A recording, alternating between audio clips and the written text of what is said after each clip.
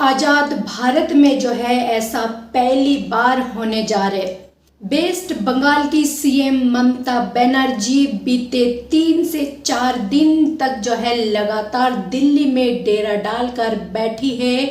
दरअसल वो चुनाव आयोग से मुलाकात करने आते हैं। बंगाल में जो एसआईआर का मुद्दा इस वक्त चल रहे और बीएलओ की मौत को लेकर ममता बनर्जी दिल्ली पहुंचे थे और चुनाव आयोग से मुलाकात करने के बाद जो है वो संतुष्ट नहीं है और ये मामला जो है सुप्रीम कोर्ट जा पहुंचे। आज सुप्रीम कोर्ट में ममता बनर्जी की एसआईआर मुद्दे पर उनकी दलीलों को लेकर सुनवाई है। के बीच ममता बनर्जी की सुप्रीम कोर्ट में सुनवाई है तो उनकी वकील जो है उनकी दलीलें सुप्रीम कोर्ट के अंदर पेश करेंगे। ऐसा नहीं है बल्कि सुप्रीम कोर्ट में खुद ममता बनर्जी अपने भतीजे के साथ अभिषेक बनर्जी के साथ सुप्रीम कोर्ट के अंदर पहुंचे हैं और खुद अपनी दलीलें जो है पेश करेंगे। ममता बनर्जी खुद काला कोट पहनकर जो है अपनी दलीलें रखेंगे। ऐसा नहीं है जो ममता बनर्जी एक सीएम है तो काला कोट पहन लिए और अपनी पावर की इस्तेमाल करते हुए वो दलीलें कोर्ट के अंदर रखेंगे,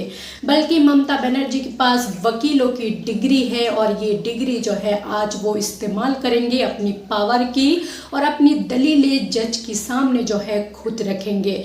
क्योंकि ममता बनर्जी ने चुनाव आयोग और बीजेपी पार्टी को लगातार जो है चेतावनी देते आए जो इस तरह से मत समझना जो बाकी जगहों पर बिहारों में और जगहों पर जो अपने एसआईआर के नाम पर भ्रष्टाचार करे वो बंगाल में करने की मत सोचना, नहीं तो बीजेपी सरकार को हम उखाड़ कर फेंकेंगे।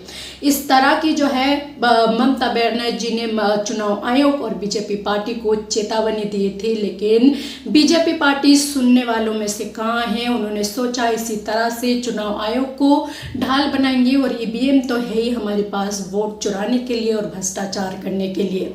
तो इसी के चलते ममता बनर्जी लगातार एसआईआर की विरोध करते आए। फाइनली उनकी पार्टी के नेता भी चुनाव आयोग से मिलते हैं, उसके बाद भी जो है उनको चुनाव आयोग की बातें ठीक नहीं लगते हैं, वो संतुष्ट नहीं होते और फिर जो है ममता बनर्जी खुद आती है। हालांकि बंगाल में सिर्फ चंद महीनों में चुनाव है और एसआईआर के चलते जो है अपने बिहार के हालात देखे किस तरह से बिहार में चुनाव हुए।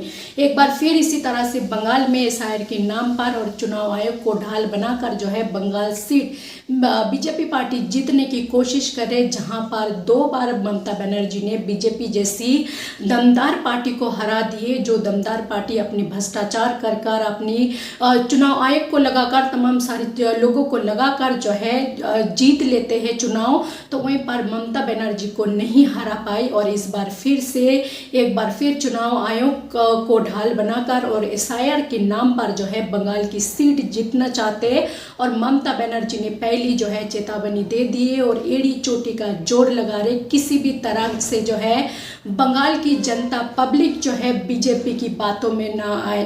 वहीं पर मुसलमानों की वोट बैंक बंगाल में तो ममता बनर्जी के लिए है ही, लेकिन जो हिंदू वोट बैंक जिनको कुछ नफरती चिंटू उनको भड़का कर बीजेपी की साइड करना चाहते उनके लिए भी जो है ममता बनर्जी ने बड़ा दाव खेल दिए और उनको जो है मंदिर देने की घोषणा कर दिए। ममता बनर्जी इस तरह से जो है बंगाल में राजनीति करती है, एक महिला सीएम है और बहुत ज़्यादा पावरफुल है। हालांकि वो बीजेपी पार्टी को कोई मौका नहीं छोड़ती है उनको चेतावनी देने में और उनको सुनाने में। उनकी भ्रष्टाचार के बारे में भी बात जो है खुलकर करते हैं। आज पहली बार ऐसा होगा जो किसी स्टेट की सीएम खुद अपनी दलीलें पेश करने के लिए कोर्ट में जो है खुद वकील बनकर जो है दलीलें पेश करेंगे। ऐसा पहली बार इतिहास में और इस आज़ाद भारत में भी होंगे। ऐसा कोई सीएम मुख्यमंत्री आमतौर पर अगर कोई भी केस होते कोई भी दलीलें होते तो वकील द्वारा जो है सुनाया जाते, लेकिन इस बार ममता बनर्जी खुद सुनाने जा रही है। तो ये जो है आज़ाद भारत में एक ऐसी पहली बार हो रही है। तो ममता बनर्जी के बारे में आप क्या कहना चाहेंगे? जो भी इस पर आपका राय है अपना राय कमेंट सेक्शन पर जरूर लिखें।